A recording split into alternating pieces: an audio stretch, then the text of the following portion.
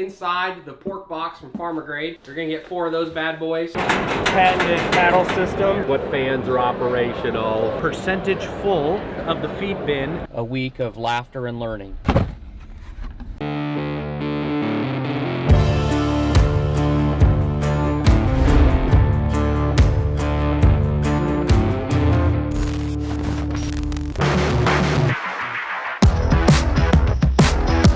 Hey everyone, before we get this video started, I just wanted to show you what's going to be inside the pork box from Farmer Grade. Don't let good meat go bad. Don't want to do that. Good little, nice little touch on the inside of the box here. It's going to be inside an insulated liner, and that's where your meat will lie. So, starting off, you're going to have a pound of Italian sausage here. Good for spaghetti anytime you're going to have a spaghetti night or lasagna or anything like that. Then you're going to get a pound of pork breakfast sausage. Can't beat that. Gotta have that in the morning with your eggs. Then we're gonna have around a pound of cottage bacon.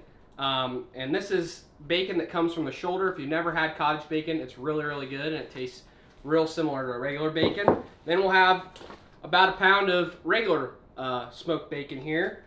Everybody knows bacon, can't beat that, gotta have that for breakfast. Then we're gonna have a 2 to 4 pound pork roast. And these are gonna come from various parts of the pig, but good little crock pot meal that you can have with your family. Then we're gonna get into the chops. So you're gonna get 4 pork chops. They're gonna be around a pound each, and can't beat pork chops. Season them right, throw them on the grill, have a good summer night meal with your family. You're gonna get 4 of those bad boys.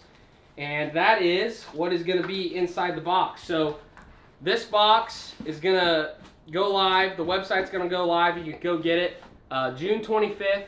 Like I said before, it's going to be a pre-buy. So there's only going to be 500 boxes available once the website goes live. We're going to be taking the pigs July 20th to get processed. And then in August, that's when we get the meat back in our own warehouse. That's when we're going to start packing orders and sending them to your guys' door. So sometime in August, we'll get her sent out to you guys.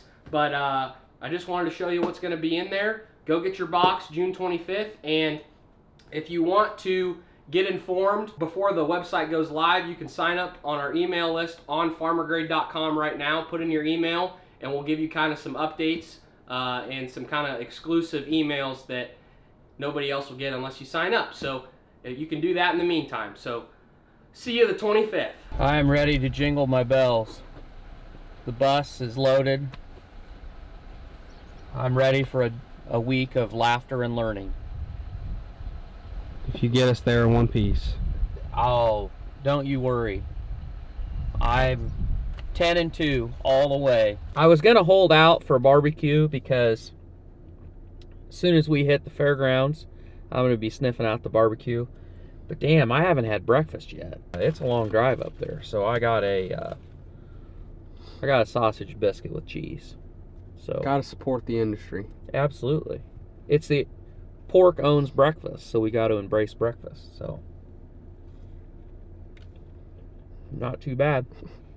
There was a guy standing in the parking lot that claimed to be a rabbi. I had him bless this, so I don't think the calories count. We could have just got McDonald's here. Yeah, but we would have still gotten screwed because we would have gotten here at 10:32, and the nice lady at the semi would have said, "Oh, sorry, we're folding up." So Our plan has sucked so far. yeah, we're not very good. We didn't pre-register. We forgot to pre-register. We didn't get a parking pass. No hotel. We don't have a hotel booked. We did make dinner reservations. That's the most important. We're batting 10%. We made it. We're here. So we got parked. We got in the gate.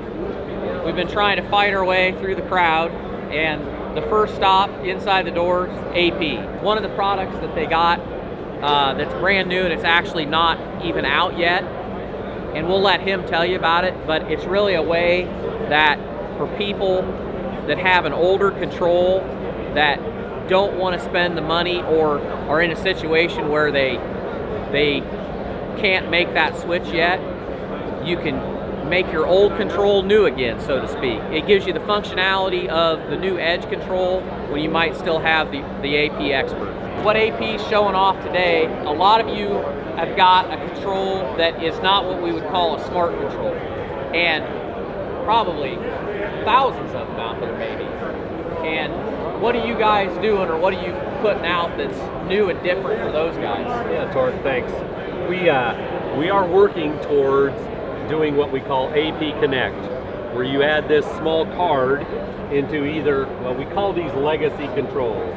So the expert controls and the TC5 controls, and also our chain disc control, we have the ability to input a card, and if you have Wi-Fi, so it requires Wi-Fi within the barn, but then this card will allow information flow back and forth from this controller onto an app on your phone, which the app is developed, and this card is developed.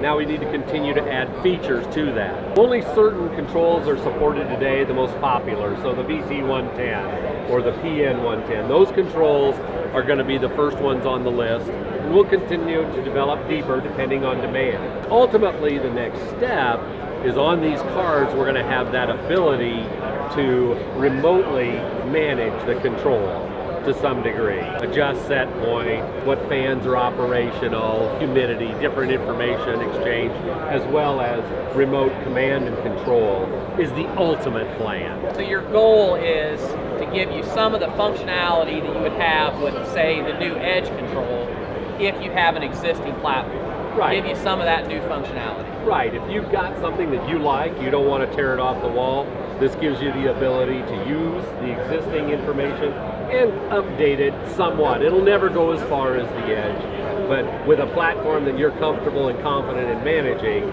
we give you one more step to make it, like you said before, a smart type controller. So Kevin, when I look at this 24-inch fan, the thing that I don't quite, that looks like a really small motor for a 24-inch fan. So what is the story on these?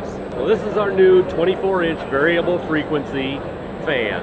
And interestingly, the motor that we're using here and the frequency drive, we use the exact same product in our 36-inch fan. So it can handle it, and it can handle tremendous headwinds. Our conventional 24-inch fan puts out about 6,500 CFMs. This one can go above 10,000. When we crank it up, it will really move the air. It can handle high static pressure, and it can do it all very efficiently.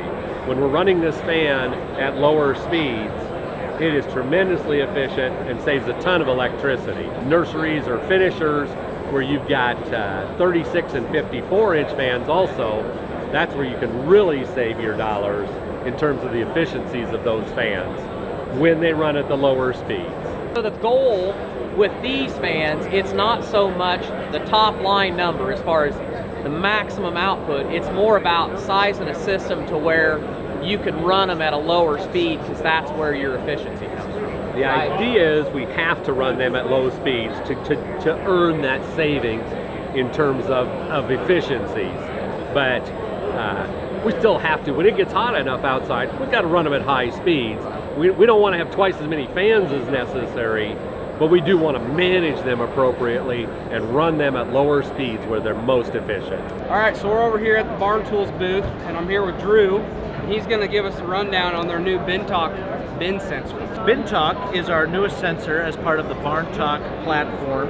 And so, like our other sensors, this is also a wireless sensor that attaches to the top of your feed bin, and it will tell you how much feed is in your bulk tanks or your feed bin. So it's like our other sensors as well, very easy to install. It has this clipping hardware that you can just clip it onto the top of the bin, the lid at the top. There you'll see a high definition camera. It's got like 35,000 pixels, and it takes a reading every hour. Essentially, that is going to give us the ability to show percentage full of the feed bin in our BarnTalk mobile app. So very easy to install. It's as easy as hanging it around your neck, climbing up the bin, clipping this on. It comes with a solar module that powers the sensor, and that will magnetize to the roof of the feed bin. And at that point, you're monitoring how much feed is in your feed bin. So when are you going to send us one? Hey, you know what? They are in very high demand. I'll tell you that right now. So, we ramp up production. You guys are on the list. So we're standing here at the Brehmer booth, and if any of you have spent much time with us at our barns, we've got a set of these in Sawyer's barn, and we're with Anthony, and he's going to tell you a lot better than I can all the things that we like about Brehmer feeders. So this is the Brehmer PT feeder, made out of all 304 stainless steel. We got a patented wedge saving end, saves feed from rolling off the end of your tray. Patented paddle system with agitators on top, along with the wedge saving end, allows our tray to move freely front to back and side to side, giving you more movement for feed to fall off into your pan. You got large size pellets or small, it works with whatever feed consistency you got. And we flat fold all of our edges, so no sharp edges for hogs. We get a lot of questions, people asking about wet-dry feeders because they know we have dries and then we have these wets, and what we like about the Brehmer versus others. And the simplest answer that I give people is they don't plug up. These teeth, these plates that move on here, it keeps it from plugging up. And when we started, we just had one feeder. We had a dry feeder that went bad, and I got one of these and we tried it, and we literally just started wiener pigs and never turned the water off. So usually a lot of people, you leave the water shut off in your wet dry and you got nipple bars and then you turn it on at some point.